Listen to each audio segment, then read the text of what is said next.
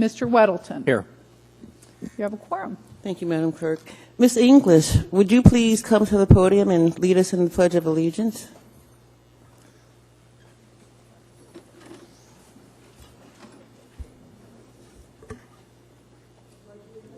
To the flag of the United States of America and to the republic for which it stands, one nation, under God, indivisible, with liberty and justice for all.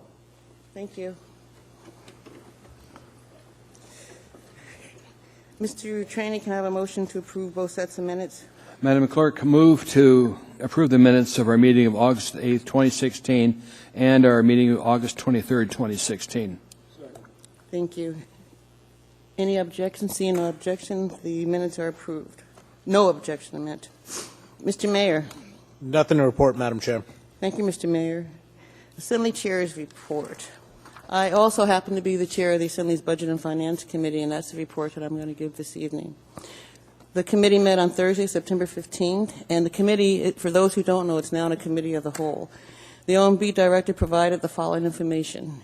At the end of August, the MOA was 66.7% through the budget year, with approximately 64% spent. Labor is a little overspent due to seasonal positions. Non-labor is underspent due to timing of purchases and encumbrances. The mayor has requested that the department save 0.5% of the 2016 budget at year end.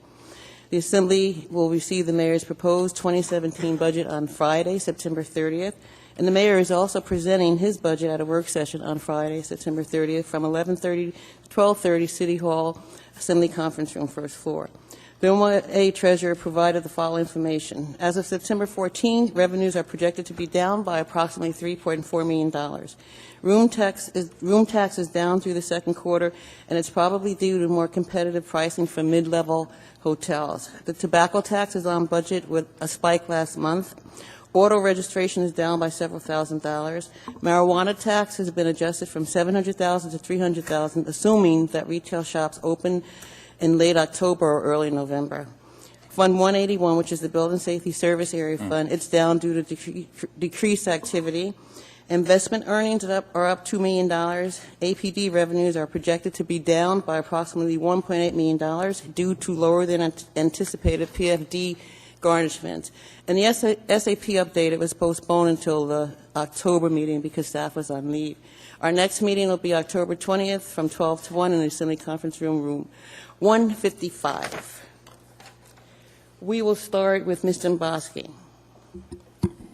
Madam Chair, I have no report, but I would like to point out, I don't think it's worthy of pulling it, but item 9 Delta 2 is a recommendation of a reward for medical exams for the Anchorage Fire Department. Per the Board of Ethics ruling, those items in which all firemen, like T-shirts or, items purchases for all firemen, they said I don't really need to do a disclosure. But you know me. I'll do the disclosure. My husband's a fireman. I put it out there just in case you want to rule on it, but I don't think I have a conflict.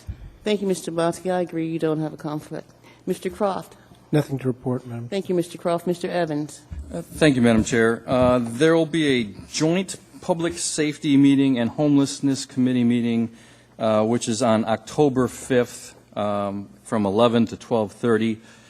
We combined those two meetings. That was the normal date for the Public Safety Committee meeting, but there are some individuals from out of state who are integral to the Pay for Success grant that the city just received and is just starting to go with it. We wanted to be able to speak to the committee, so we kind of combined those committees to get those people at our meeting.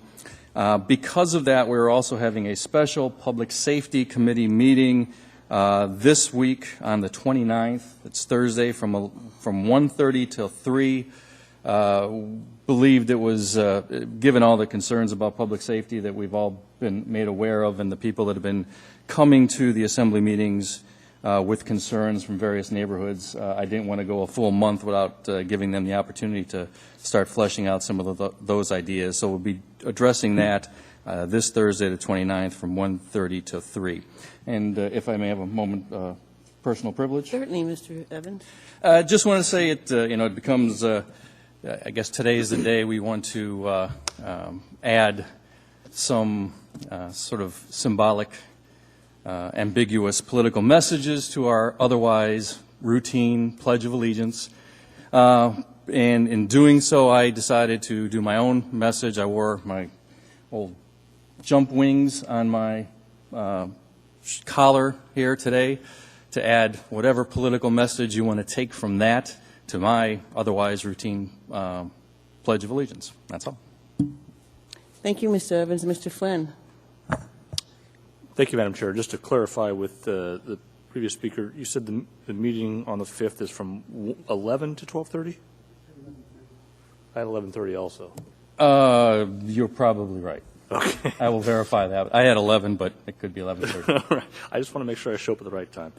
The only other note, Madam Chair, tomorrow at 1 p.m. the Legislative Committee will convene. Mr. Peterson and I will get going on our legislative program for the 2017 legislature. That's all. Thank you, Mr. Flynn. Mr. Trainee. Nothing, ma'am. Thank you, Mr. Trainee. Mr. Steele. Thank you, Madam Chair. The Enterprise Committee will meet on the third Thursday, whatever the date is, of this month, and we are going to do something a little bit different. We're going to, I'm inviting all the Assembly members that would like to go on a drive-through trip through Murrell Field, conducted by the Murrell Field Those are the dates. manager, and basically show us what's been done, what's underway, and talk a little bit about what's in the future. So it's a good chance. Most people don't routinely go through Murrell Field, but we probably drive by and see there's a lot of activity taking place in there, in fact is, and so it'd be a good trip for us. And so we're starting the Assembly meeting at 11, a little bit early, or 11, I believe, yeah. What date did you say that meeting was? Oh, whenever it is, the third, The 19th. yeah, whenever it is. I'll have to look. The 19th We'll, is the third. we'll send everybody out an email. If you're going to go, please RSVP to Rose in the clerk's office so that she can get a count on how many people to decide what size vehicle we need in order to take folks. Thank you, sir. Mr. Peterson? Thank you, Mr. Chair. We have an Ethics and Election Committee meeting tomorrow at noon at City Hall in room 240. This is our annual monthly meeting. We will be getting an update on vote by mail, and hopefully we'll be also being updated on the progress that's being made in the rewriting the Ethics Code. Thank you. Thank you, Tomorrow at noon. Mr. Starr. Thursday. From audit, two items. The first is we're still trying to nail down the comments as it relates to last year's end-of-year financials, and it's somewhat frustrating. We're primarily waiting on the state to provide some of the information as it relates to the pension obligations and the PERS and the TERS numbers. Without our ability to close out the CAFR reports, which are a requirement, there's on the one side it's just, oh well, that's late. On the second hand, our bonding and rating agencies and other government entities look to us to have our CAFR in. There's a legal requirement to have it in by the end of this month, and we're not going to make it. That's not really any fault of our own. So I don't know which way to put policy or directives, whether or not last year's financials in draft are still okay. I understood Mr. Harris, as CFO, has advised some of the folks via writing of the status of what's happening. But the policy question, Madam Chair, is how do we want to respond as a body on this? The ramifications, I guess the outside, we could see perhaps a lower bonding rating or increased attention to the overall state of the state and perhaps what the state of the city looks like. So I'm a little reticent to bring too much attention to it from a paperwork perspective, but if it goes too much longer, people that are looking for us to have our rating and compliance documents in a line, we're not going to comply. I don't know if there's a fine or a fee that we would have to pay on that, or just a simple letter. It may need to be a combined letter between the mayor and the chair of the assembly explaining what I would envision initially. So perhaps take it offline, but I don't know really what to do about the delay in the delivery of the financials. Mr. Starr, I really appreciate you bringing that to our attention, and I'm going to schedule a meeting with you as the Audit Committee Chair and the CFO and myself to talk about this. This is really important. Thank you. Yeah, the good news is Michelle Drew, who has since left BDO, now is back as sort of an independent contractor to watch over that. So we will have a pretty good response from them. They're certainly not, BDO is not responsible at all. It's really trying to get some information from the state. And I know some of the folks down there, but in terms of them making an exception for Anchorage's reports as it relates to PERS and TERS, I don't think they will. So I have that, and the second one is an item that was brought to me by the independent auditor, and I think it bears some microphone time from our independent auditor to get some of the facts out there and get two items or two related issues in front of the Assembly. One of them is we had some conversations about shared services and how our audit department can overlap with the school district. Sad to say, we had a good success in that, in the finding of some fraud. So if you can, I'd like to have the internal auditor come up and explain exactly what was found, how it was found, and then maybe a few questions on what's happening with the defrauding of ASD. Thank you, Mr. Storer. As soon as we finish committee reports, then Mr. Trainee is going to make that motion to have him come up and talk. Okay, that'd be fine. Thank you, That's all Mr. I have. Storer. Thank you. Mr. Dunbar. Nothing to report. Thank you, Mr. Dunbar. Mr. Weddleton. Thank you. The Community and Economic Development Committee continues to be very busy reviewing marijuana applications. This Thursday at 9 a.m. we'll look at our first retail operation, and we'll also look at some amendments to the marijuana ordinance. Thank you. Thank you, Mr. Weddleton. Mr. Trainee. I'm sorry, Mr. Trainee. Mr. Steele. Yeah, Madam Chair, I just wanted to clarify my rambling statement about this trip to Merrill Field. It is Thursday, the 20th, and all Assembly members are asked or invited. So it would be a good trip. Thank you, Mr. Steele. Mr. Trainee. Thank you, Madam Chair. Mike, could you come forward? Mike Chadwick is our internal auditor. And it's interesting to watch the transition from our previous internal auditor to him. But you guys did a great job with this fine, and we appreciate it. Because where the taxpayers' dollars go to the school, we need to make sure it's being used for the kids and not for somebody's pocket. Tell us what happened, Mike. Speak in the microphone, Mike.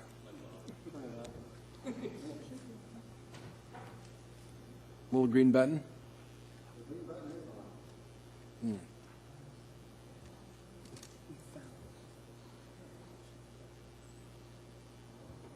Maybe just have them come to one of these, Mr. Vice Chair. That's a good idea, yeah. You can Here, get Mike. fix that break or something.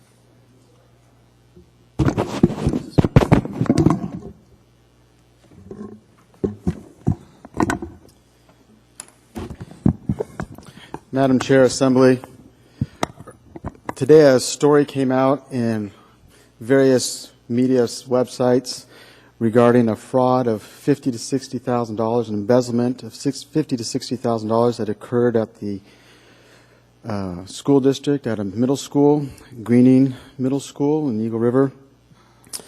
The fraud was initially discovered by the internal auditor, the ASD auditor that is funded by the school district but is supervised by our office. An example is shared services. She was doing a cash control audit of decentralized student activity funds earlier this year, and when she went over there, she noted some irregularities. She gave me a phone call. We talked about it. She went back over there, did a little bit of follow-up work, and we ended up taking all their school records for these financial records, went back, further reviewed them, identified more irregularities regarding deposits, P cards, change funds. Then we worked with the school district administrators, officials, and basically said, you've got a problem here. They looked at what we had, they said, we agree, and they hired somebody else to do some additional follow-up work. And then the package, if you want to call it, was given to APD. So it was a cooperative effort with our office, the school district, and APD to bring this to fruition. Thank you, Mr. Chadwick. We appreciate hearing this. Thank you. There's no questions. Mr. Trainee, can I have a motion to incorporate the addendum and the laid-on-table items? Move to incorporate the addendum to the agenda and laid on the table items, ma'am. Second. Thank you. Addendum to the agenda, item 9B2, Resolution AR 2016-257, a resolution of the Anchorage Municipal Assembly supporting an amendment to Alaska statutes to change the fire sprinkler exemption from a mandatory exemption to an optional exemption. Item 9D10, Assembly Memorandum 654-2016, contract extension with BDO USA LLP for independent financial audit, federal single audit, and state single audit for the municipality of Anchorage. Item 9F8, Ordinance 2016-119, an ordinance of the Anchorage Municipal Assembly amending special limitations of previously adopted ordinance AO 2005-44S to provide property access for vehicles and pedestrians. Laid on table items, item 9F1, AO 2016-12, Assembly Memorandum 665-2016, an ordinance of the Anchorage Municipal Assembly amending Chapter 3.88 of the Anchorage Municipal Code to permit changes to the municipal pre-funding investment program established for the purpose of managing the funding necessary to meet the municipality's obligations to the Police and Fire Retirement Medical Funding Program, to be made only at least 45 days' notice to the Board of Trustees of the Retiree Medical Funding Program Trust and the Municipal Pre-Funding Investment Board, and only with the approval of 8 Assembly members if the change is protested by the Board.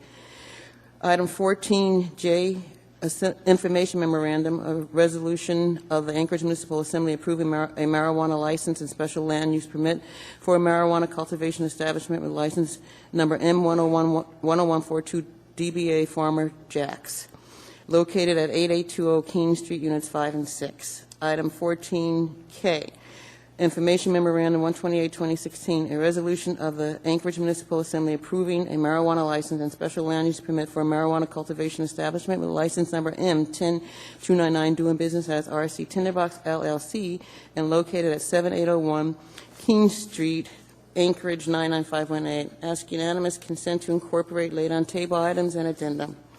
Seeing no objection, these items are incorporated. Mr. Trainee. Motion to approve the consent agenda. Move to approve the consent agenda, Madam Chair, as amended. Thank you. Okay, before we vote on the consent agenda, I'd like to see if anybody would like to pull anything, and I'd like to start with Mr. Weddleton. I'd like to pull 9A1 and also 9C2.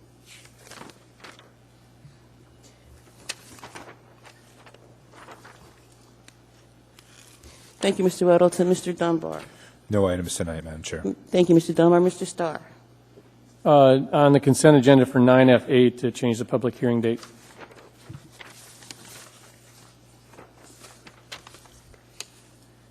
On the addendum 9F8. Thank you, Mr. Starr.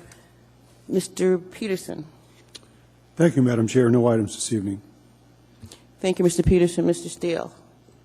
No, no items, Madam Chair. Thank you, Mr. Steele. Mr. Flynn. I'm sorry, Mr. Trainee. Thank you. Item 9F1, I want to change the public hearing date to 18 October.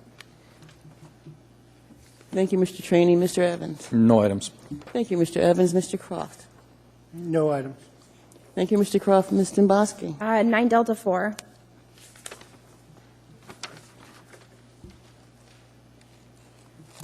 Thank you. Ask unanimous. Mr. Weddleton? I'm sorry, I'd like to pull 9F6.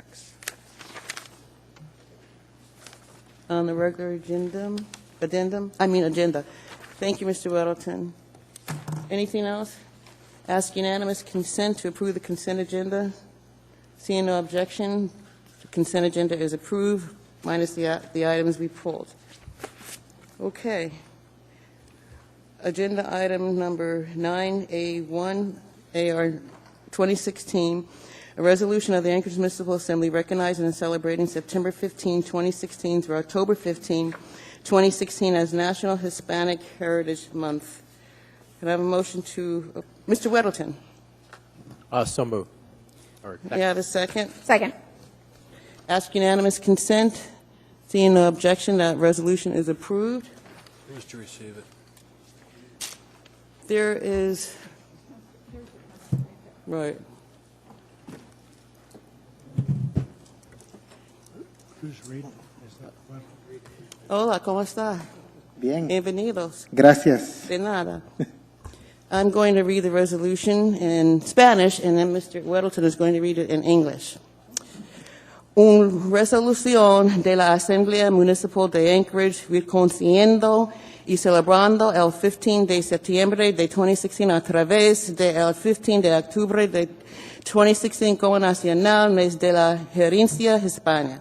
Mientras que la población hispana de los Estados Unidos ahora se encuentra en 57 millones de personas que constituyen el 18% de la población, todas paz y hace que la gente de origen hispana, el de la nación más grande y segundo más rápido, creciente minoría étnica o raza. Y mientras que un registro de 27.3 millones latinos son elegibles para votar en el 2016 con Mileno haciendo hasta 44% del electorado hispano debido a la edad promedio de los hispanos nacidos en Estados Unidos, siendo solo 19, uno de cada menor que el de Estados Unidos el general. Y mientras que Alaska es casera a alrededor de 40,000 personas de origen hispano o latino que componen más del 5.5% de la población de Alaska, con más del 56% de alascanos hispanos viven en Anchorage. Y mientras que la cultura hispana sigue teniendo una gran influencia en la cultura americana, tiene un impacto importante en las áreas de comida, música y deportes y un fuerte efecto en la percepción del biculturalismo, el bilingüismo y la diversidad cultural como activos a la sociedad. Y mientras que Mes Nacional de la Gerencia Hispana es una oportunidad para celebrar la cultura y las tradiciones de aquellos que rastrean su herencia a Hispana, México, Puerto Rico, Cuba y las naciones que hablan español de América Central, Sudamérica y el Caribe. Y mientras que Mes Nacional de la Gerencia Hispana es un momento para reflexionar sobre la historia de los hispanoamericanos y sus contribuciones a nuestro Estado, nación y mundo. Y mientras que desde el 1988, el 15 de septiembre ha sido elegido como la fecha de inicio para el Mes Nacional de la Gerencia Hispana porque marca el aniversario de la independencia de 5 países latinoamericanos, Costa Rica, El Salvador, Guatemala, Honduras y Nicaragua, con el reconocimiento de meses de duración, incluyendo los días de la independencia de México, Chile y Belice. Y mientras que al alcalde Welcome Anchorage, acogedor Anchorage, iniciativa organizó una presentación en Latinos en Alaska sobre el martes tradicional, un evento que se lleva a cabo todos los martes de 11 a.m. to 2 p.m. para proporcionar una plataforma para grupos culturales para llegar al ayuntamiento para mostrar su comunidad y su cultura y que invita al público a celebrar la diversidad de Anchorage. Ahora, por lo tanto, la Asamblea Municipal de Anchorage reconoce y celebra el 15 de diciembre de 2016 a través del 15 de octubre de 2016 como Mes de la Gerencia Hispana Nacional, pasado y aprobado por la Asamblea de Anchorage este día 27 de diciembre de 2016. Gracias. Excelente.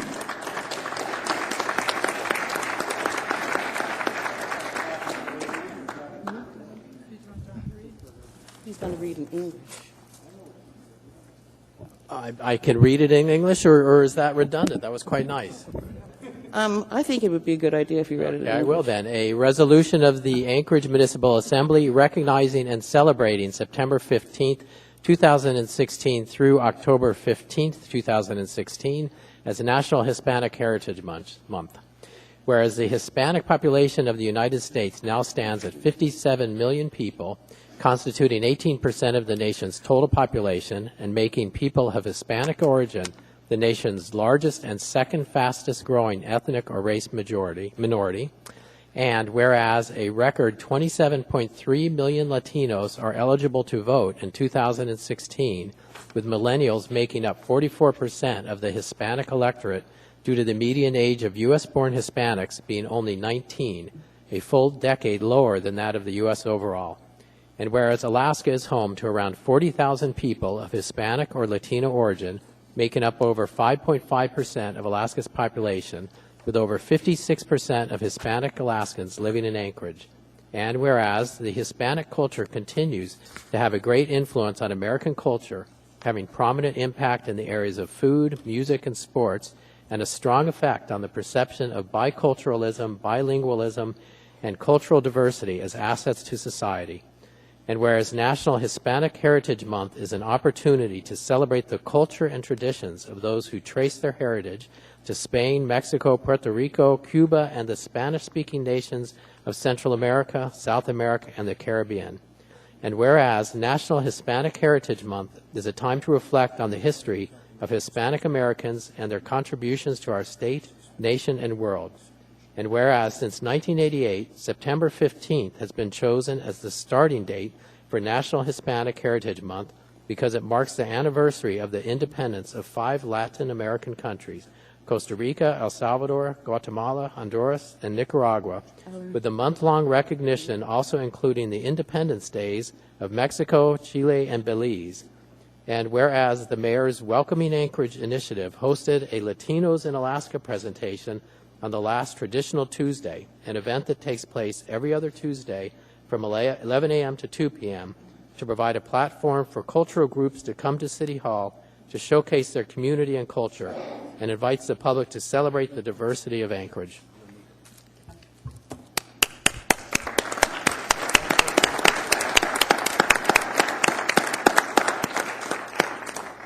You're welcome to say a few words if you'd like. Thank you, Madam Chair. My name is Pastor Mois Polanco, President of the Association of Hispanic Pastors of Anchorage and former President of Hispanic Affairs Council of Alaska, HACA, and very importantly, an Anchorage resident for 32 years. Honorable Madam Chair Jackson and members of the Assembly, on behalf of the community of Hispanics living in this great city of Anchorage that make that 56% of the 40,000 Hispanics living in the great land of Alaska, I thank you for your resolve and determination to acknowledge the presence of Hispanics as an integral part of this community, and for your fomentation of the vast diversity that makes Anchorage so welcoming to this beautiful conglomerate of nations of which we Hispanics are a part of. And on behalf of that community, I accept this resolution, and I thank you. And again, muchas gracias. De nada.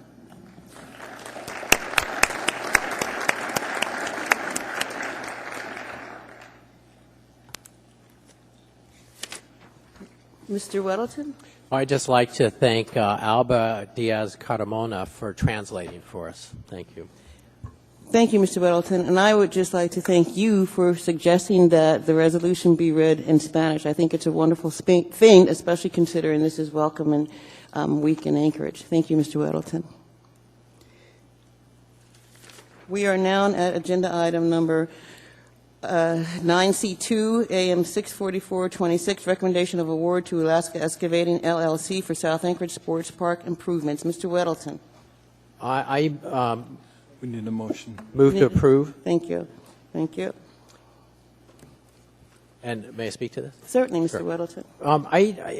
This is a worthy thing. I think when the South Anchorage Sports Park is done, it will be the premier park in Anchorage, and I recommend approval for this and that we start work on it immediately. However, I pulled it just to make a point.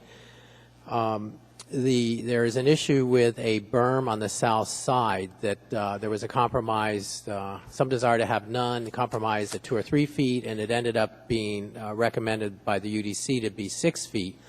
The berm, there's a concern is that it won't allow neighbors and the police to look into the park, so there's somewhat of a safety concern there. So I really just pulled this to encourage the Parks Department and others to perhaps bring this back to the UDC and reconsider the height of the berm and also perhaps the amount of landscaping to allow a better view into the park without really, I think there's plenty of opportunity. The neighbors will not have an unsightly view. It'll be a beautiful park when it's done. Thank you. Thank you, Mr. Weddleton. Mr. Dunbar. Thank you, Madam Chair. Mr. Weldon and I had a chance to discuss this beforehand. I too recommend passage. I just wanted to use this opportunity because it's been pulled to speak a little bit to the LED lighting issue, which is something that I've spoken about in committee before, and the administration has been gracious to answer my questions. This is one of the opportunities, I think, for us to adopt some best practices as we're installing LED lights. First, to make them dark sky compliant, so the fixture directs the light downward to the ground, and I understand from the administration that they will be dark sky compliant. The second issue, which might require some revisions going in the future, has to do with the temperature of the lights. LED lights at 4,000 degrees can cause excessive glare, and it seems now that the best practice is to be 3,000 degrees. I'm not sure if this contractor is going to be directed to that level of specificity. Is there anyone, is Jim Jager or anyone from the administration here able to speak to this? Mr. Abbott, would you be willing to? There's no one here tonight that can speak in detail to that subject, but we are contemplating the sort of standard that you've described as we discussed at the LED briefing at the last Enterprise Committee meeting. All right. Thank you, Madam Chair. That's all. Thank you, Mr. Dunbar. Ask unanimous consent. Seeing no objection, this item is approved. We're now at agenda item number AM 648 2016, sole source purchase from Linko Technology, Inc. for software maintenance and support. Ms. Domboski. Move to approve. Second. Ms. Domboski. I have a quick question for you, Brett. I should have asked you ahead of time, but I hope it's a quick answer. If not, I can take it offline. So I understand this particular program helps monitor food waste. Is that right? Can you explain to me in a nutshell what it does? I'm going to leave it to my all things software guy, Troy, to talk about the particular software. But we do monitor food waste as part of our industrial pretreatment program. And one of the things that we're concerned about is that food waste is a cause for, or can be a cause for accumulation of debris in the sewers and creates a threat to sanitary sewer overflows. Anchorage is unusual because of our cold temps here, that many of our, in fact, most of our sanitary sewer overflows are related to the accumulation of oil and grease in the sewers, and a lot of that comes from restaurant waste. I was just curious about the program because I was wondering how the program actually, what you monitor. The program is a tracking system for permitted dischargers. So it's not, you know, I don't know, maybe Troy does know what the fields it monitors. I'm not sure if we're keeping records of how much waste is being produced on a restaurant by restaurant basis. But we've been using this particular program for a number of years now just to keep track of the discharges that we're concerned about. So, for example, so are you sampling type things to see what their composition is before it's going into the water? We do some sampling, and we don't necessarily sample every one of the discharges all the time, but as a participant in our industrial pretreatment program, food service establishments and other dischargers have a responsibility to ensure that their waste is code compliant, and in many cases that entails sampling on their part. Okay, and that sampling, Troy, I'm guessing you're probably going to tell me how this program works with the sampling. Okay. So, yes, through the chair, Assemblymember Domboski. The system is a tracking tool, as we've mentioned, and they acquire the samples and the tests out in the field and back at the lab, and then this software is actually used to track those events after the fact, so to speak. So they're take samples ahead of proactively, and then after an infraction or some kind of a event, they would be used to track those events, and then the inspections thereafter to correct that behavior. That was the link I was missing. I was missing in my mind how this fit in, so that helps. Thank you. Alrighty. Thank you, Mr. Lebowski. Mr. Trainee. Just a quick question. So we're going to have marijuana processing going on, and that is a plant, and it's being put into the water system. Are you going to be testing for that too, to make sure we don't have any problem with it going into water? We're going to be very interested to make sure that growers become commercial permit holders, and that we are watching the discharge from growers as we would food service establishments. We don't anticipate that there be any particular concern with the waste discharges from growers, but we are concerned that they are being registered as commercial users. Okay. You said they are or are not being registered as commercial users? We want them to be. We want commercial accounts for grow operations. Okay. Is that happening? I mean, we've been processing some commercial licenses, so are they registering as, so they meet the requirements of this? I don't know how many we have accepted as new commercial accounts yet, but we'll be tracking that. If you'd find out and let us know, we'd appreciate it. Absolutely. That's all, Madam Chair. Thank you, Mr. Trainee. There's no one else in the queue asking unanimous consent to approve this item. Seeing no objection, this item is approved. Thank you. We are now at agenda item 9F1, AO 2016-1112, an ordinance of the Anchorage Municipal Assembly amending Chapter 3.88 of the Anchorage Municipal Code to permit changes to the municipal pre-funding investment program. Mr. Trainee. Thank you, Madam Chair. Move to approve this, but I want I want to have the date for the hearing moved to the 18th of October, 2016, Madam. Second. Third. Thank you. To October. That's all, ma'am. What's the date again, Mr. Trainee? 18th of October, Okay. 2016. Okay, that item, is there any objection? Seeing no objection, that item is introduced, and the public hearing is October 18th. The next item on the agenda is 9F6, AO 2016-118, amending Anchorage Municipal Code, Section 12.15015, to create tax incentives for the replacement of older buildings to be effective when no longer precluded by state law. Mr. Weddleton. Move to introduce. Second. Third. Thank you. Mr. Weddleton? I'd just like to recommend this be sent to the Community and Economic Development Committee's meeting on October 6th. No objection, Madam Chair. Excellent. That will be sent to your committee, Mr. Weddleton. It's meeting October 6th, correct? Correct. Okay, thank you. When's the public hearing then? The 18th. Okay. Thank you, Mr. Starr. Seeing and hearing no objection, that ordinance is introduced. We can't go any further, so I'd like a motion to recess. 9F8, ma'am, I need to change the public hearing date on Oh, I'm Foxtrot sorry. 8. I'm so sorry, Mr. It was on the addendum. Yeah. Addendum agenda. Okay, thank you. We are now at agenda item 9F8, 2016-119, an ordinance of the Anchorage Municipal Assembly amending special limitations of previously adopted ordinance AO 2005-44S to provide property access for vehicles and pedestrians. Mr. Starr. I move to introduce. Second. Thank you. Public hearing date changed from the 18th of October to November 1st meeting. Thank you, Mr. Starr. Seeing and hearing no objection, that ordinance is introduced, and the public hearing has been changed to November 1st.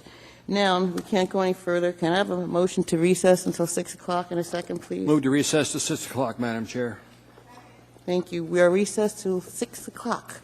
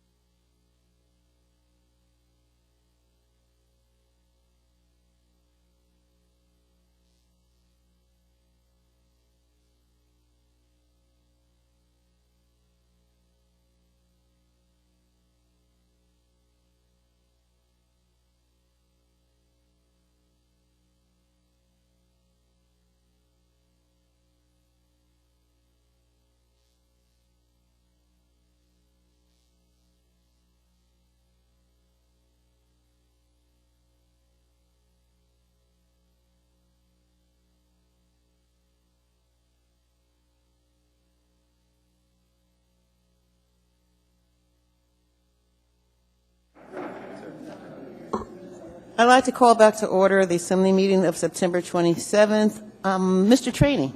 Madam Chair, I'd like to invite the students that are here tonight, come up to the podium, introduce yourself, and tell us what school you go to. I know it's part of your American government requirement, so just walk on up. I promise you we won't take names. Maybe. Come on up.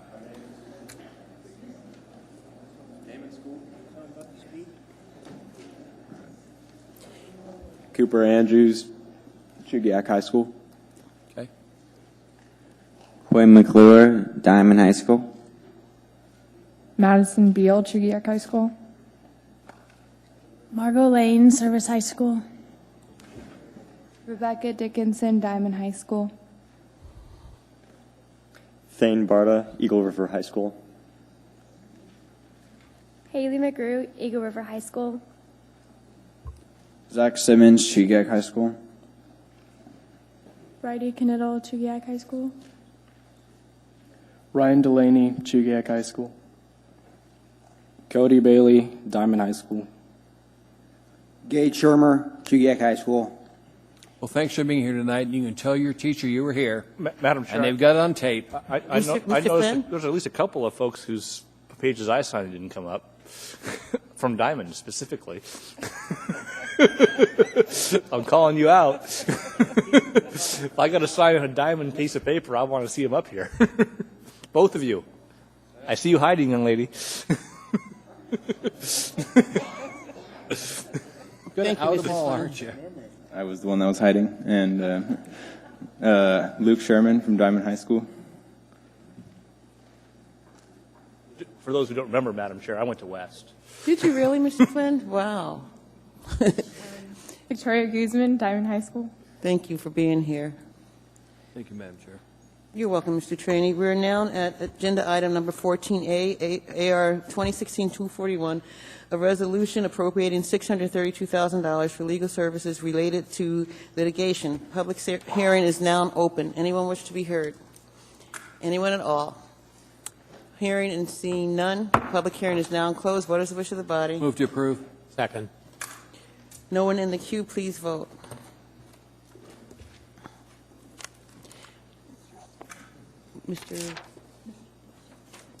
Thank you. That item is approved.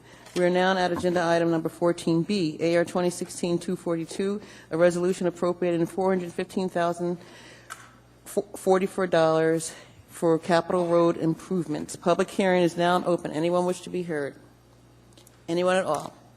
Hearing and seeing none. Public hearing is now closed. What is the wish of the body? Move to approve. Thank you. No one in the queue. Please vote. That item is approved. We are now down to agenda item 14D. Did I miss C? Yeah. Thank you, Mr. Trainee. 14C, AR 2016-243, a resolution appropriating $300,000 to the Federal State Fine and Forfeiture Fund 257. Public hearing is now open. Anyone wish to be heard? Anyone at all? Hearing and seeing none. Public hearing is now closed. What is the wish of the body? Mr. Starr. Well, I'll move to approve. Thank you. I had a question on the use of the money. Could I have the chief show up on that? Certainly, Mr. Starr.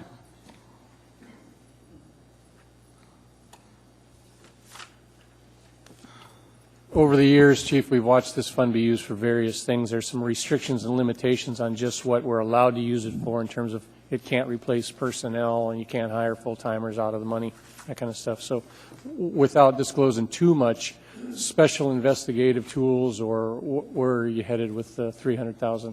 Yes, we're aware of the Attorney General's guidelines on this and that we have to adhere to that. Some of the items that potential purchases include, but not limited to, are uniform equipment purchases, uniform articles, safety flares, ballistic vest, computer network digital storage equipment, training and duty ammunition, camera equipment, audio equipment, miscellaneous new service contracts first-year funding, IT system software modification contract funding, as well as communication systems and facility security hardware. Good. Thanks for the information on that. If there was a policy call to outfit our officers with body cams or revisit the cell phone tower monitoring equipment. How would that decision affect the Assembly on that? Well, Would you just do it? You know, in some cases we fund fairly generically. This one is $300,000 to your accounts that you list the items that you buy, but potentially you could buy body cameras with that, I would think, and you could perhaps adopt the listening equipment that we had earlier talked about. yes, sir. How is your policy as chief keeping us informed? Well, those would be pretty complicated type purchases because it would also require a policy to be formed within the department on how to be used and so on. We'd also work along with the municipal's purchasing agents and so on, along with the municipal muni legal, Yeah. and then certainly bring it to the Assembly's attention. Okay. Yeah, I don't mind. I appreciate you having the answer. If you list items like that on the general appropriations, it's helpful. You know, then we can have a public record later on of just what did we spend $300,000 for. It's not a lecture. It's just it does help Yes, sir. us when we see it either in an AM or a summary of how you anticipate spending those sort of generic appropriations. I don't mind doing them. I think it's a great source of money, recycles monies that you are able to come across in other ways and put them back into your system. Good job on that. And thank you for having the answers. Thank you, Mr. Starr. Thank you, Mr. Starr. Chief, stay here. Mr. Dunbar is next. Mr. Trainee. Chief, just so long as I have you up here, I just wanted to very briefly express my appreciation for the work that you and your officers did this past week. I think I know that a lot of people in my community feel that with the standoffs that the APD performed extremely admirably. I think that's a sentiment that's probably shared by some of my colleagues as well. But I just wanted, if you communicate that to your officers as well, I'd appreciate it. I think people in the community think that you did a very good job, even though it happened to end tragically in one of those cases. Thank you, Mr. Dunbar. Mr. Trainee. Chief, can we use the money, ballistic vests, for our K-9 force? Because we just saw one that died in service. So can we use this money to buy ballistic vests for our K-9s? We'll certainly consider that, Mr. Trainee. Thank you, sir. Yes, Thank sir. you, Mr. Trainee. Thank you, Chief Tolley. Thank you. There is no one else in the queue. Please vote on AO 2016-243.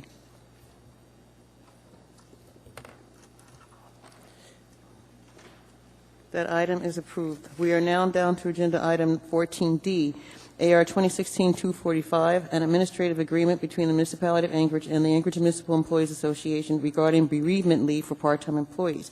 Public hearing is now open. Anyone wish to be heard? Anyone at all? Mr. Trainee. Madam Chair, I move to continue this hearing to the 18th of October, 2016. Can I have a second, please? Thank you. Any At the request of objection? administration, Madam. At the request of the administration. Seeing no objection, that public hearing is continued to October 18th.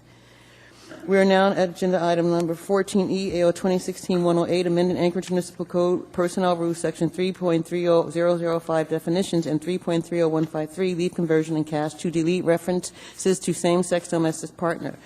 Public hearing is now open. Anyone wish to be heard? Anyone at all? Hearing and seeing none. Public hearing is now closed. What is the wish of the body? Move to approve. It's been first and second. There's no one in the queue. Please vote. That item is approved. We are now at agenda item number 14G, AO 2016-110, an ordinance authorizing a disposal of an electrical easement located on a portion of T14N R2W, Section 12, Lots 5 and 6. Public hearing is now open. Anyone wish to be heard? Anyone at all? Hearing and seeing none. Public hearing is now closed. What is the wish of the body? Did we miss F? We missed F? Right, we'll come back to it. We're at 14G. Move to approve. And second, please. Okay, there's no one in the queue. Please vote. That item is approved. And I'm going to go back to item 14F, which I omitted. Apologize for that.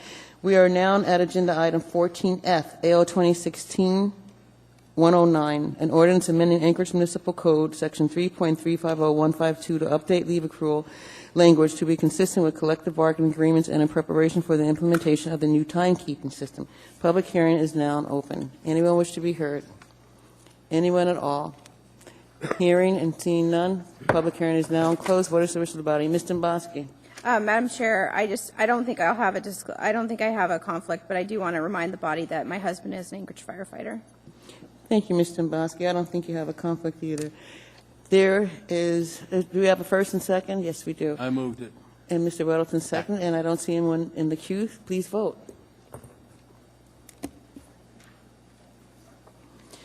We are now at agenda item 14H, AO 2016-1111, an ordinance authorizing a 3-year lease with 2 one-year renewal options between the municipality of Anchorage and Noodlem Equities Ltd. for premises located at 1251 Muldoon Road for the Muldoon Library. Public hearing is now open. Anyone wish to be heard? Anyone at all? Hearing and seeing none, the public hearing is now closed. Mr. Starr. Move to approve. Second. Thank you.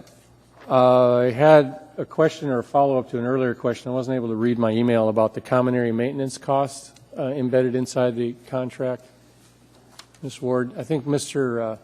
Weddleton asked the question on this one about CAMs or common area maintenance. Through the chair, Mr. Starr, that is correct. Mr. Weddleton did ask whether or not there were any CAMs, which are common area maintenance. Those are included in the flat fee. There's nothing over and above the fee. They are included. No clearing? Is that snow clearing? Yes, that's included. Included by the landlord does it, or you? Correct. The landlord does it. I see. Yes. So they clean the common areas as well as clear the snow and all that. That's correct. That's all. Thank you for your help. Mm-hmm. Thank you, Mr. Starr. Seeing Mr. Trainee. Robin Ward, congratulations. We didn't mention, but you were on the agenda earlier today. Congratulations on the job. Thank you, Mr. Trainee. There is no one else in the queue. Please vote.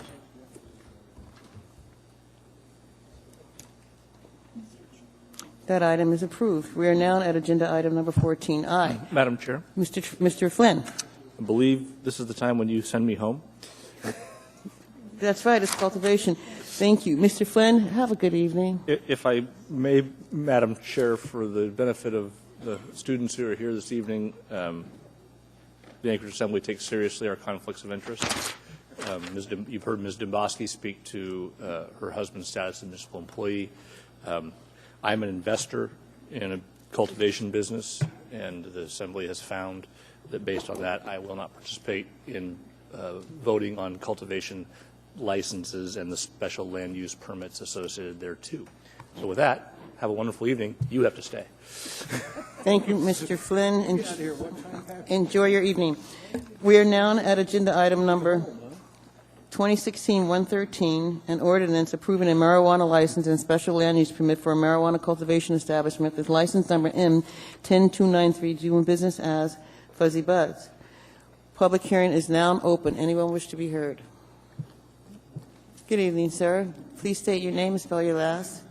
Thank you. My name is Christopher Slotty. Last name is spelled S-L-O, 2 T's, 2 E's. I am... Can you speak in the microphone, please? Thank you. Sorry. I'm Old Harbor Native Corporation's Vice President and General Counsel. I was here 2 weeks ago to address this permit as well. Our office is located basically across the street from the proposed retail and cultivation facility for Alaska Fuzzy Buds.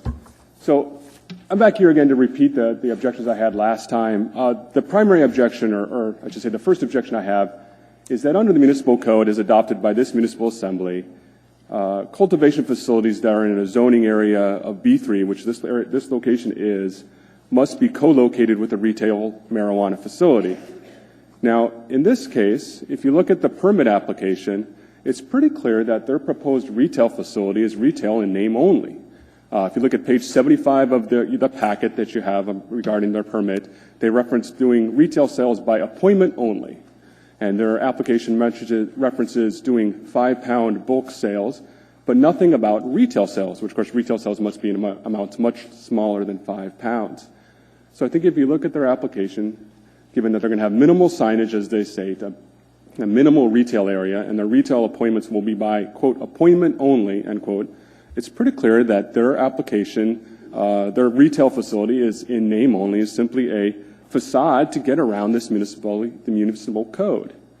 And I think that the issue here is that I don't want any cultivation or retail facility there, but I think that this municipal body adopted rules for a reason, adopted the law, the ordinances for a reason, and you should not let these facilities avoid the requirements that you adopted. Because if you're going to let them avoid those requirements now at the very beginning, what other requirements are they going to avoid? What other lines are they going to push? What other areas of both the spirit and intent of the law are they going to avoid? And I think it sets a dangerous precedent for this new industry that can impact a lot of different people. Along those lines, your municipal code says that you can only operate a cultivation facility if you also have a retail operation. But yet this permit says they can operate their cultivation facility without having a retail operation because they've submitted an application for a retail license, but they have not yet received it. Again, your municipal code says you're supposed to have both at the same time. And again, this is just starting out. You should not already be granting exceptions to the law. If you don't like how the law reads right now, if you don't think it works, then change the law. Don't grant exceptions through permits. Enforce the code or change the code. And again, I think it sets a dangerous precedent in this new industry where you have permittees coming in where they're getting to ignore the law or push the boundaries on what is allowed by the code simply because it's easier to do it rather than going back and changing the law or waiting until they actually have an appropriate facility to operate in, one that actually has a real retail facility. Thank you, sir. Mr. Starr?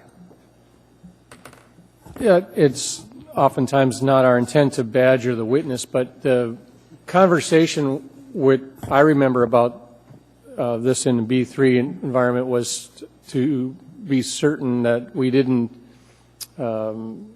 utilize our B3s in such a way that we would run out of them. I didn't say that as well, but the idea that there was only so much industrial land, if you industrially zoned it, there was a potential that we wouldn't have enough I-1 land available, or these entities would gobble up every available I-1 property and you wouldn't have available lands to develop other industries.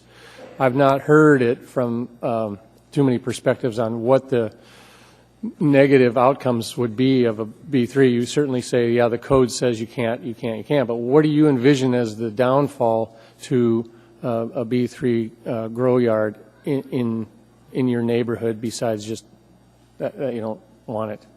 Well, I think in this case you have, where they're doing bulk sales, you have an issue of both potential odor contamination on surrounding lots. You also, and specifically with this particular permit, you have an issue where there's significant questions about the power, whether or not they have a sufficient power source to run their cultivation facility. They don't have enough parking. They're in non-conforming use in regards to their pedestrian access and their landscaping. They have, they need, the permit says they're supposed to enter into new parking agreements with the MOA to resolve some lot line overlaps. And if you're having trucks coming in to pick up large-scale shipments, that could be a definite issue in this neighborhood. And that'd be another point, is that the permit says there's a list of non-conforming issues that need to be resolved: parking, the power, the pedestrian access or the pedestrian areas, and the landscaping. But it puts no time limit on when they have to resolve that. And in the meantime, so they have theoretically until August 31, 2017 to resolve these issues, because that's when their permit expires. A lot can happen in those months. And if they don't have a deadline to actually resolve those non-conforming issues, say in a month or two, then we could have a situation where something significantly different, the neighborhood could change, a new business can come in that could impact, that this could have a new impact on, but they wouldn't necessarily have the ability to come back and remove the permit from that. Because there's as it relates to the retail sales, thank you for those comments. The retail sales opportunity is slow because the state hasn't done theirs. We haven't seen the permit applications, and so, we've had a interest to sort of do one at a time, one issue at a time, the cultivation concept and the conversations relating to cultivation, with the idea that retail is coming next. And so I don't know, with the blended requirements to have retail and cultivation in the B3 together, I guess you're suggesting then we should have held the permit application until we considered both at the same time? Is that what I do, because that's what you apparently intended with when you initially enacted the law. And the reason, as stated in the permit, was that you wanted to preserve you wanted to prevent the zoning area B3 from becoming just industrial warehouses without any storefronts. Right.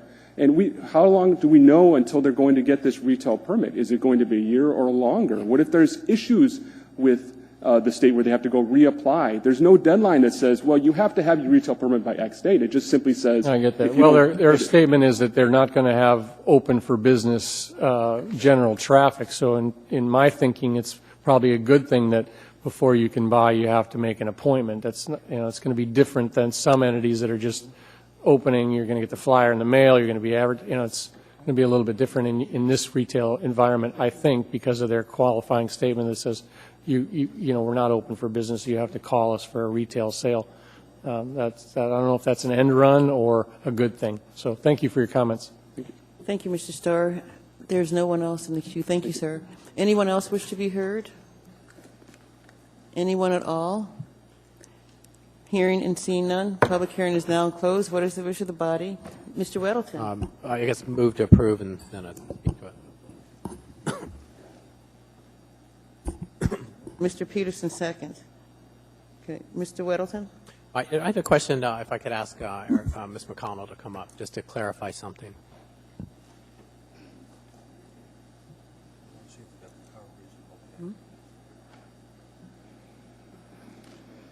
Mr. Slody had pointed out that there were a number of items to be resolved, and is it true that they could begin operation before those are resolved?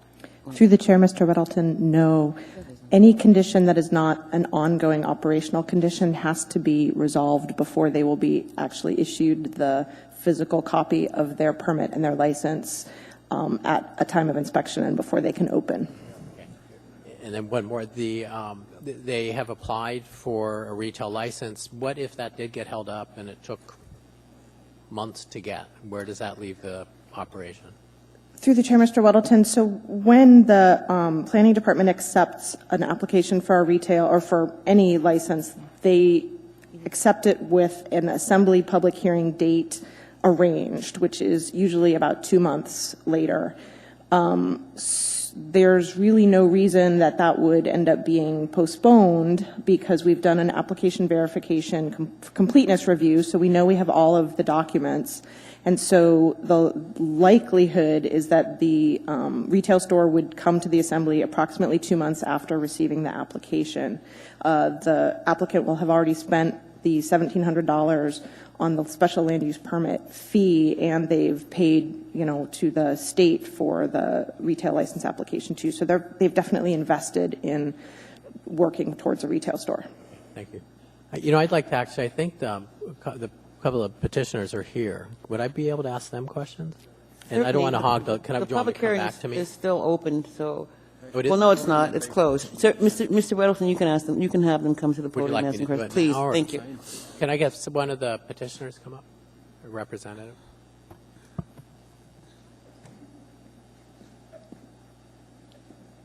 Rich Beasley. James Millhouse. Troy Millhouse. So the point was made that your retail area is quite small and that perhaps it's not really intended to be an active retail operation. Do you have a comment on that?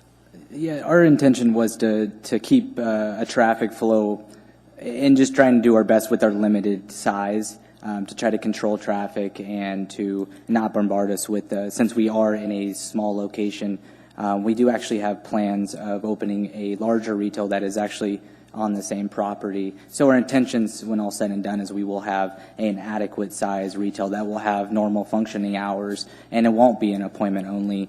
Our intentions were for this small retail were to control traffic and to keep it in-house. So if that is an issue, we have no problems changing that to an open door policy if that's what is necessary to clear the air. Thank you. Thank you, Mr. Weddleton. Ms. Domboski, you can sit down, sir. Thank you very Madam much. Chair. And I would just caution the petitioner, the more traffic you bring in, the more attention the neighbors will draw. So it might actually become a problem for you. We don't have no neighbors. We don't have to block. We got plenty of parking. I don't know where you don't think we have no parking. What I'm saying, even if you have neighbors within a block or two, if they start seeing lots of traffic, so I'm not opposed to your closed door appointment only policy. I think that's a benefit to you personally. Agreed. But thank you, Mr. Falsey. How you coming? You could have a seat, gentlemen. So let me tell the body what I'm working on with Mr. Falsey. One of the issues I anticipated it would probably come up during public testimony, and it did, was the fact that the issue of the retail and the co-location with grow operation in the B3 has been a source of a lot of discussion, and even within the committee. And so, we have found a way within the conditions to work within current code, because we put a notwithstanding provision in there, essentially, saying the Assembly is waiving this right now because these are the first ones, so we're going to let you have a commercial grow operation knowing the retail is coming. The question I had for Mr. Falsey was, well, what happens, because the way it's written, it literally says they have to be denied in order for them to have to stop their cultivation. So what happens if they just submit an incomplete application? What happens if they if they back off? So I asked if there was a way we could put some sort of time frame around here to say, okay, you have this much time to get your cultivation permit or get your retail from the state, because we know they're coming. So Mr. Falsey was looking into that because he said he actually had the exact same question. So I would love to hear what you found out or what your thoughts were after thinking about that for a few minutes, Mr. Falsey. So through the chair, if I could confirm with Erica McConnell, I believe the answer is there is no timeline that they would be required in which they would be required to acquire the additional permit as it is currently written. But my point was we can create a timeline right here, just tack on a sentence at in section 10. And through the chair, I believe that is correct. So I guess my point is I think it would help alleviate the public's concern that they really are going to get a retail establishment. Can I ask the petitioner, your retail application is before the state right now? Yes. Have they ruled on it? We've been waiting 3 weeks. We haven't got any response, but Can you come up to the mic? I'm just trying to determine in my mind what is a reasonable time frame to put on you. Is it 3 months? Is it 6 months? What is a reasonable time frame in your view? Because I don't think this is going to be an issue. I think you're going to get your license probably. It's not going to be a big deal. But, I'm sure you heard the concerns from the community. So what would be a reasonable time frame that you think you would have your license no problem? If everything goes through on the state side in an adequate time, it'll be very quickly within the end of the year. We will be up and running. That is with the state. Now, with our cultivation license, it went through within a couple of days. This one has been under review because it's backed up. Sure. And so assuming that gets completed here soon, then we should have no problems because it's ready. If we were just going to tack on here, just saying, you should have your retail license from the state within 6 months, you would be okay with that? Absolutely. I mean, if we don't, we're going to be very upset. Yeah, I can imagine you would be because you want to get working. Yes. Okay, well, we appreciate that very much. Mr. Falsey, can you draft me a quick sentence to put a 6-month sidebar on this so they need their retail license from the state within 6 months? Yes, and I can send you that by email now. Or however you would. I was going to say, I don't really have my email open, so if you could even read it, because I assume it's going to be one sentence, I would like to make that amendment. So through the chair, I will send this also to the Madam Clerk so that she has it in front of her. Okay. Here is an extemporaneous attempt at an amendment. Currently, Section 10 on page 3 reads, in the event that a state or a municipal license or a municipal special land use permit is denied for the attached and co-located marijuana retail sales establishment, the municipal license and special land use permit for this cultivation establishment shall immediately become null and void, and this cultivation establishment shall immediately cease operations. So we're going to make this run-on sentence a little even longer and propose to add on page 3, line 20, after, in the event that it is denied for the attached co-located marijuana retail sales establishment, this will be the new language, or in the event that a state license, a municipal license, and a municipal special land use permit for the attached and co-located marijuana retail sales establishment are not approved within 6 months of the date of this ordinance, comma, And then it would continue to read, the municipal license, et cetera, shall become null and void. Okay, I make that amendment. Motion? Motion. And then a second? Yeah. A second. Thank you. So if I can speak to it, I think this, obviously, this addresses the community concern that was brought up, but it also has been agreed to by the operator and of the property and the applicant. So I think this is just an easy way to solve, kind of make everybody get along, and I think they'll have their application probably, like he said, very quickly. So this should be a non-issue. But Thank you, Mr. Dombrowski. Before we vote on that motion, Mr. Trainey's in the queue. Mr. Steele, Mr. Weddleton, would you like to speak before we vote on the motion? Okay, Mr. Trainey? Separate issue. Okay, Mr. Steele. My caution, I suppose, on this particular matter is that we're anticipating the state's workload and their speed with which they get things through. I quite frankly think that we have enough protection in there by saying that it has to be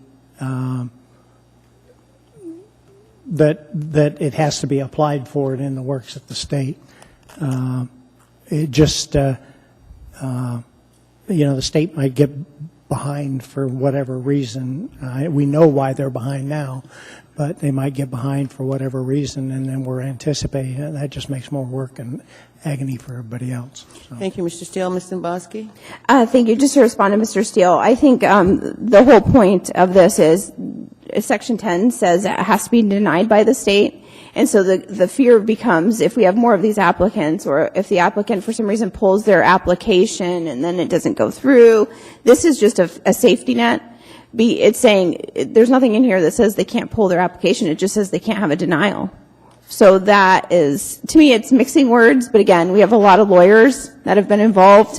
And so I think this is just a safety net, especially one that I think is just a very easy fix in both, it was a community concern, and the applicant doesn't seem to have a problem with it. So I gave them, I think, triple the amount of time they probably needed. So. Thank you, Mr. Dombrowski. Mr. Steele? It just concerns me that, so what happens then when when the state gets behind in the workload and they're more than six months behind, then what? They have to close down their grow operation? No, we can bring this back and we can do an extension. But if that happens, if you guys run into it, you can personally address the Community Economic Development Committee, and we will readdress the issue. Okay, thank you, Mr. Dombrowski. We now have before us an amendment, a motion made by Mr. Dombrowski, and it was seconded. Mr. Falsey read the motion. The clerk has a motion in detail for the record, and there's no one else in the queue, so let's vote on Mr. Dombrowski's proposed motion.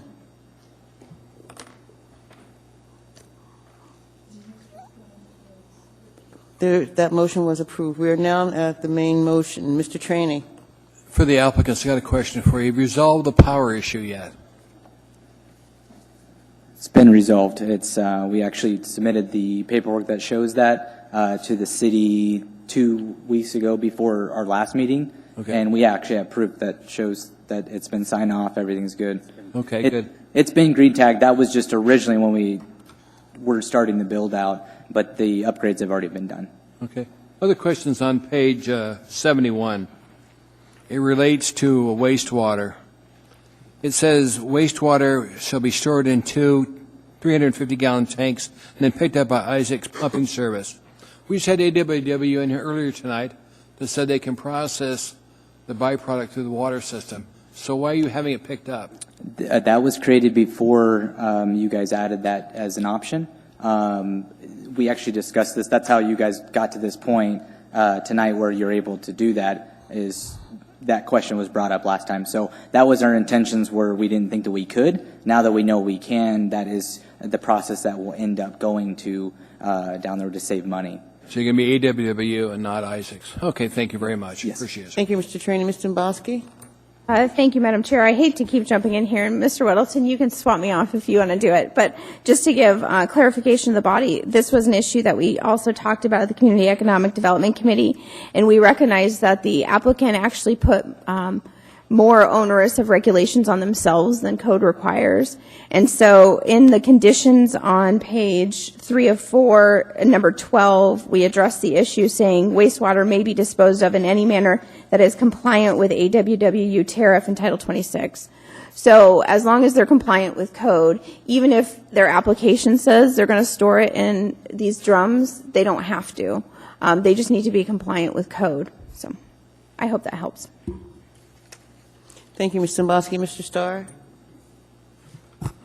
I think it was a valid question that Mr. Trainee raised, however, though, because even in your catchphrase, I'm worried that it may not just be wastewater. You may start to be generating hazardous waste or the other things, and having Isaacs come over and suck it out. It becomes an Isaacs problem. So I think language 12 condition may work it out, but it seems now we're shifting the burden of the inspection and the compliance to AWU to make sure that they're not messing the sewer systems up or they have someone coming through the treatment plants we can't handle. I don't know if AWU is ready to do it. That's an outside conversation. But, and I'm not accusing these folks of generating hazardous materials, but it looks like when you look at the flushing and washing and the hydroponic stuff and additional fertilizers and all that, Eagle River still goes out to the inlet relatively untreated, so you don't need an algae bloom out there to find that out later. So not that these folks are culpable of that, but I appreciated number 12, but we have to probably come back with a report from AWU on how they're going to do it. So thank you for your interest in that, Ms. Dombowski. Thank you, Mr. Starr. Mr. Weddleton? I just like to say the Community and Economic Development Committee did recommend this for approval. And also during the break, I did talk to Mr. Jokla about their ability to handle the water, and he was comfortable at this point. He doesn't see any problem, but he will be alert to possible issues. Thank you. Thank you, Mr. Weddleton. There's no one else in the queue. We are about to vote on AO 2016-113 as amended, cultivation establishment for Fuzzy Buzz. Please vote.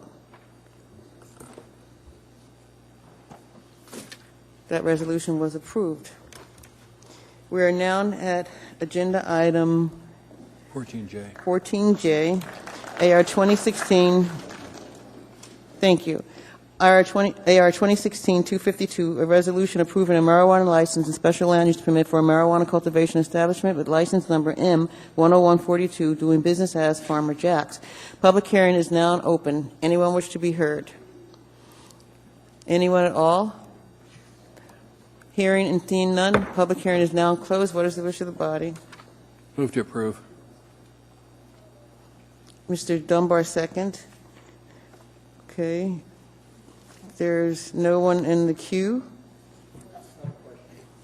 Mr. Starr? Maybe it doesn't apply, but I thought we were going to do that section 12 speak on. The last one talked about the AWU conversation. This one doesn't have it, unless I pulled my packet wrong. Ms. Dombowski? Thank you. The reason the AWU speak came up in the last one is because they specifically outlined their wastewater disposal in a different manner other than generally spoke of in code. That's my understanding, Mr. Weddleton. Am I right? That's correct. Yeah, because we recognized when we were reviewing their application that, in fact, it was out of the norm for them not just to use AWWU. They were going to start hauling them, pumping their water. And so we caught that, and we asked them why. And they said because originally that's what they thought the requirement was going to be. But their application had already gone through the process. So as a committee, we started talking about it, saying, why are we holding them to this standard if there's something else, better technology, a different way to do it that's more feasible? So that's why we put Section 12 in the last one. This particular applicant in their disposal plan didn't have the same, if I recall. Well, according to the AWU, through the chair here, the conversation related to the commercial application, I thought, is what he said. But are we going to make special flagging so that it just doesn't? AWU is not going to know what this business does, I don't imagine. They're just going to have a business name with a commercial license. You don't particularly have to tell them, I don't think. So are we trying to draw attention to the AWU protection items that we might contaminate our sanitary systems? No. What I'm saying is, when you look at their original operating plan and and most of these applications actually have a disposal plan for both of the remnants of their product as well as their wastewater. And in the last application, they indicated they were going to treat their water a different way than virtually the other applicants we've seen. That's the reason Section 12 was added in the last application. I think Erica can help me with this one. So this is just going into the sewer. I hope I said it clearly, Erica. Through the chair, Mr. Starr, what Ms. Demboski has been saying is entirely correct. Right. So far, all of the cultivation facilities are disposing of their wastewater into the sewer system. What I understood Mr. Jokela to be talking about was just ensuring that every cultivation facility established a commercial account with AWU. AWU does get routed all of the applications, so they are knowing about them, and I just spoke to him earlier this evening, and I'm going to send him a spreadsheet of everything that's been approved. Yeah, I mean, when it starts hitting the sewer system and the sanitation clearinghouse, they'll call us or not. They've been involved in the staff preparedness for this industry, so they're aware. Yeah, I have a gentleman, just an offline, I have a gentleman that works at the Eagle River plant, and you dump 3 gallons of paint in there, it'll turn the whole treatment center white, or whatever color the paint was. So it's pretty, they get a hold of it pretty fast. So thank you for the feedback on that. Thank you, Mr. Starr. Erica? Mr. Trainer? Eric, I'm sorry.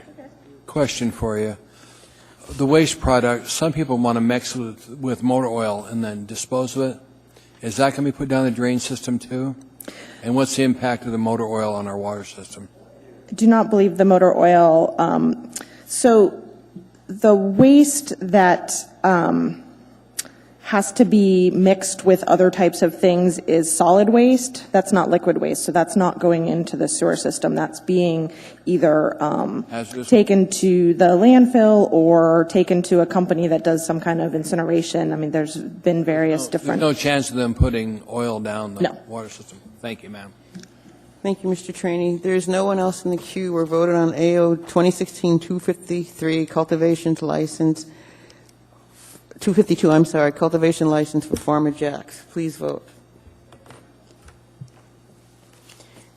That resolution is approved. We are now at agenda item 14K.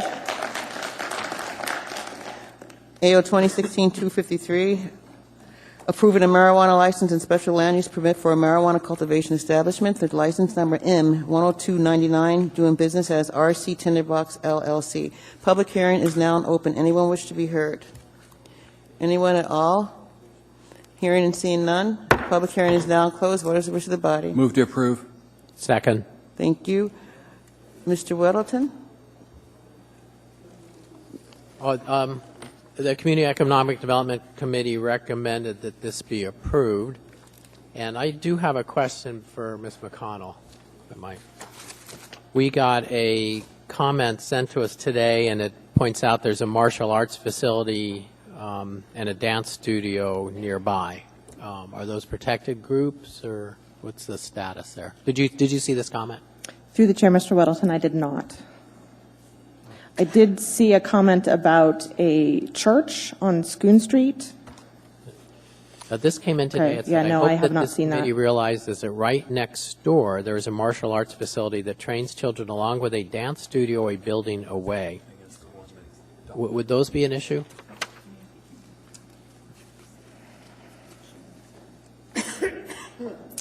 Not entirely sure. I'd have to get more information about the facilities. Okay. May I ask if the petitioner's here and have them address that? Good evening, Janet Wildstein, representative for RC Tinderbox. The dance studio, actually on page 32 of 242, there's an affidavit from the dance studio owner that reflects that this is not a child-centered activity. They direct their services at all ages. They don't specifically direct it at children. The martial arts studio, I just saw that comment as well. It's Alaska Keto Club, and it is traditional sword fighting. And so it's only 2 different classes. It's 9 a.m. to 10 a.m. is one class, and then 7 to 8:30 p.m. And if you go on the gallery, it's all adults fighting with swords. So I don't think this is a child-centered activity. And the teacher actually attends their barbecues and is the owner of the building and the teacher of the martial arts studio. And again, it's traditional sword fighting, so I'm not sure how many kids are participating. That's right, security guard training. Anything else, Mr. Whittleton? No, thank you. Thank you, Mr. Whittleton. Mr. Trainee. Madam Chair, these people have been coming to our community council religiously for the last couple months. They've been working with our neighbors on this, and I've had no opposition to this, other than this one fax we got in today. No, we're calling people up. And quite frankly, if it was a retail, I'd have concern about it, but this is cultivation. Whole different critter. Thank you, Mr. Thank you, Trainee. Madam Ms. Dombowski. Thank you, Madam Chair. Today I received a phone call from the author of that statement. I forget her name off the top of my head. But she had indicated to me that she picks up her son. He does martial arts training, and her indication to me was it was 11 feet from the doorway, from one doorway to the other. And she said she literally leans up against the wall while she's waiting for her minor child to come out of martial arts. So the question becomes, I know in the Eagle River we have a dance studio, and there's a lot of minor children under the age of 18 that frequent it. So when I hear dance studio, I generally think it's probably tailored towards children. But when I also hear martial arts, I mean, I know a lot of kids that do it. So, but Jana made a good point about the times. If there's only 2 times, but we just don't have enough information. So again, you know, if this is a facility that provides, I didn't think this was a protected land use when I spoke to the woman today, but I don't know enough about it, and I'm not comfortable voting unless Erica can tell me whether it is or isn't. Shouldn't be. And unfortunately, the woman said she was going to come testify tonight, but she's not here, so. Through the chair, Ms. Dombowski. So a dance studio is one of the listed examples for an instructional service use in Title 21, which is not a protected land use. A martial arts studio is not necessarily as easy to classify, but I tend to think it might be considered a fitness and recreational sports center, which is defined as a facility primarily featuring equipment or exercise and other active physical fitness conditioning or recreational sports activities such as swimming, skating, racket sports, aerobic dance, gymnasium facilities, yoga, and other kinds of sports and fitness facilities. Generally, what we like to do is not make use determinations on the fly. We like to do some research into the actual facility and compare it to the various uses in Title 21. But if I had to make them on the fly, I would say that one would be an instructional service and the other would be a fitness and recreational sports center. So if we are to, and this is a big assumption here because we really don't know, if we were to make an assumption that the karate studio is a fitness studio, the second one you said, is that a protected land use? No. So neither of these then would be protected land uses for the marijuana purpose, you know, being in that 500-foot radius. Giving a use determination on the fly that is correct, neither would be a protected land use. Okay. Thank you. Thank you, Ms. Dombowski. Mr. Dunbar. Actually, I'm fine, Madam Chair. It's fine. Thank you, Mr. Dunbar. There's no one else in the queue, so we will be voting on AO 2016-253, marijuana cultivation establishment for Tinderbox LLC. Please vote. That resolution is approved. There are no special orders, no unfinished agenda. Audience participation. Would anybody like to speak? Anyone at all? Good evening. Please state your name, spell your last. Hi, my name is Judy Jessen. J-E, S as in Sam, S as in Sam, E, N as in Nancy. I was born and raised in the Anchorage Bowl, and I'm a student at UAA in the Human Services Department. Recently, I organized the Chalk the Talk event at Central Middle School and Chugach Optional which was an opportunity for the community to come together and do right by each other. That's a value that I know has persisted from my community all the way from my childhood until now, and I believe that that strong community tie will persist as I continue to develop my life here in Anchorage. I love Alaska, and I love Anchorage. I enjoy all of the great things that we have to offer here. I think the restaurants are great, the venues are cool, we have beautiful outdoor space. These features of our community draw and support a growing tourism industry and a thriving community. We cannot enjoy showing off our state at the expense of the customers, workers, and residents in Anchorage. So Anchorage just enjoyed its busiest tourism season with over 2 million visitors. These numbers have been growing over the last few years. And in 2014, the 12-month average hotel occupancy rate in Anchorage was 71%. There are 600 rooms at the Anchorage Hilton. And from mid-May to mid-September, which spans the tourist season, there are 112 days. If we figure that 71% occupancy of 600 rooms at the Anchorage Hilton, there were 462 rooms filled for 112 nights. Even at single occupancy, that means that roughly 51,000 people were exposed to mold, lead, and asbestos during this tourism season. This doesn't count weddings, it doesn't count banquets or conferences and meetings that are held at the hotel, where event planners indicate that they can book at the Hilton for sometimes $10,000 to $15,000 less for an event than they would be able to at another hotel. If you try to book a room right now at the Hilton, the rate is $230 a night.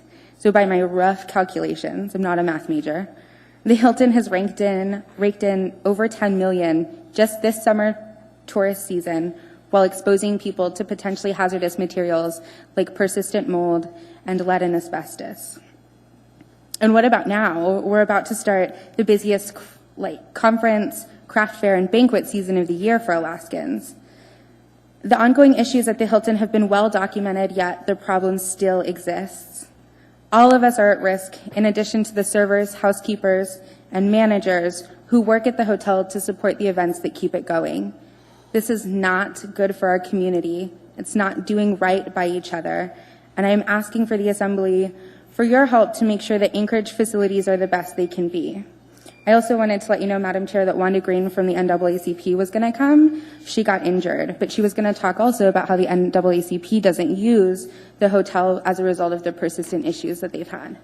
Thank you. There's no one in the queue, but I just want to say that there are a lot of people who don't go to the Hilton or the Sheraton for the very same reasons, myself included. Ms. Domboski? Thank you. I have a question for Mr. Abbott. Mr. Abbott, when you have a building like this that is being, or there's allegations of potential health risks like that, is that something that code enforcement looks at, Department of Health and Human Services? Who takes up these types of complaints?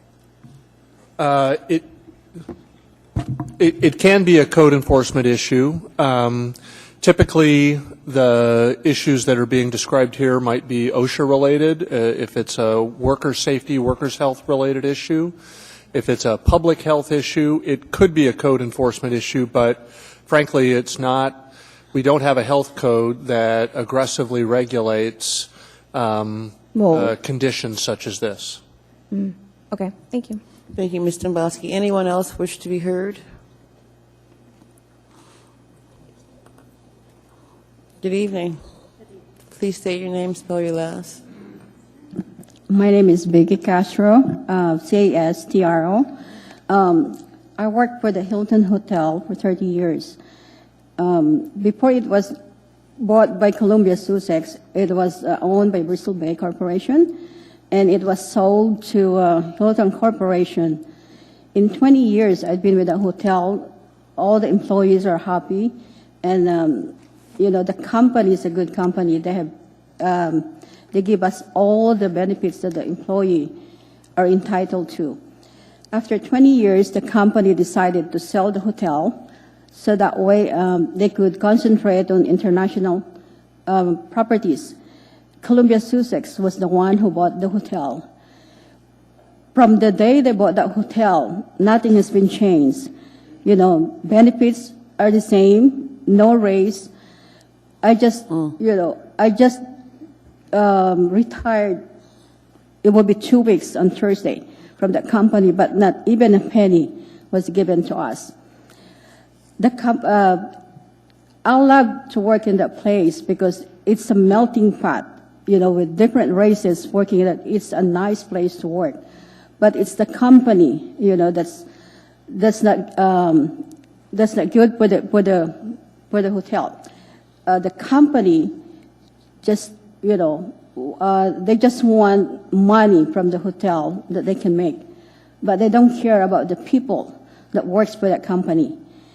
And I was hoping that there could be some resolution or ordinance to have the company liable, for what they've been doing, to the community. With regards to mold, is it true that the hotel had mold in that building? And sometimes, the employees, the employees of the hotel are susceptible to those mold, but they have no choice but to stay and work in that hotel.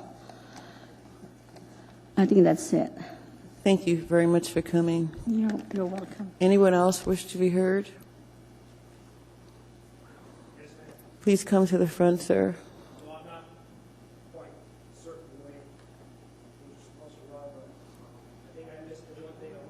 We need to.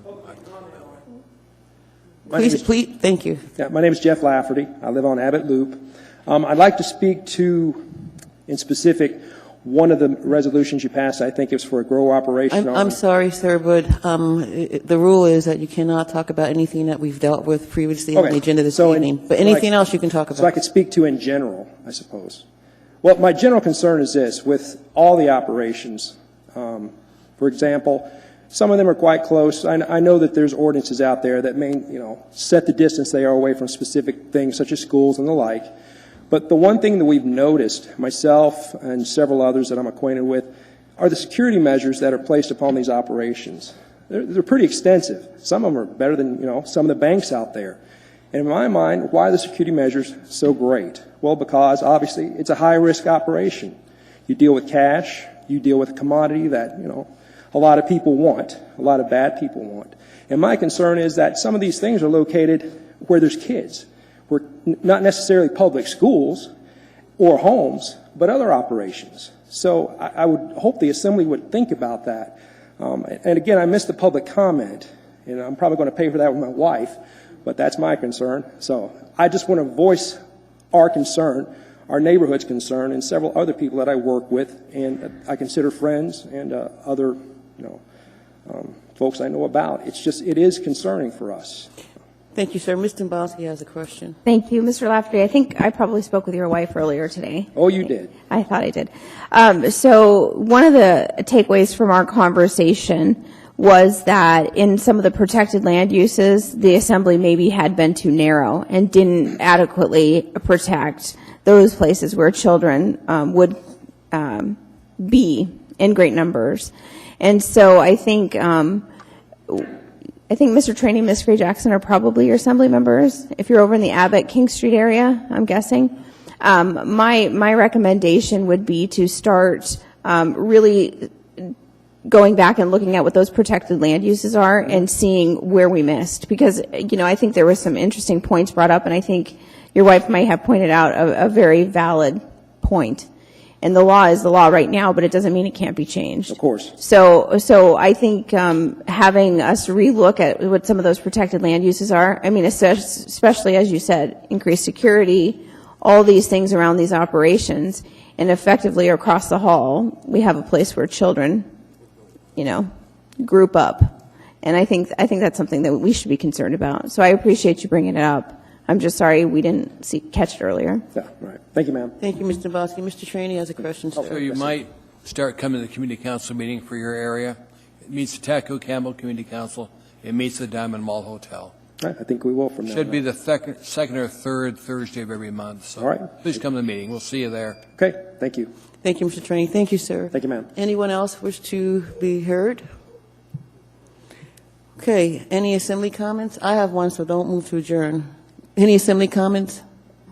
Okay, Ms. Dombrowski. Thank you, Madam Chair. I'll reserve some of my comments to when Mr. Flynn can, defend himself. But I would like to, first off, say it's important for Assembly members to recognize that this is a formal procedure meeting. This meeting is governed by certain rules of etiquette.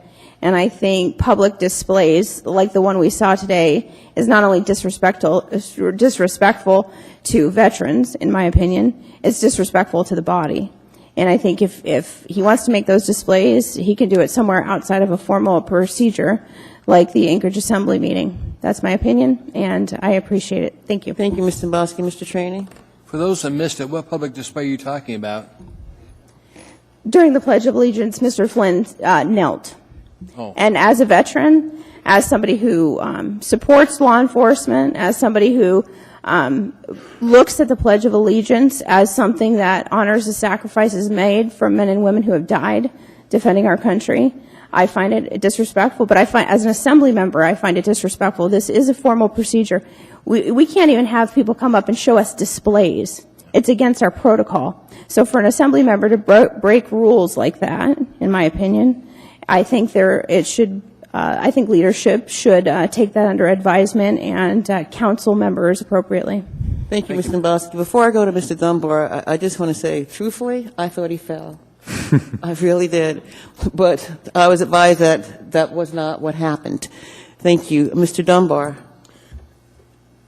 So I also did not see the display, and so I was rather puzzled by Mr. Evans's comments thereafter.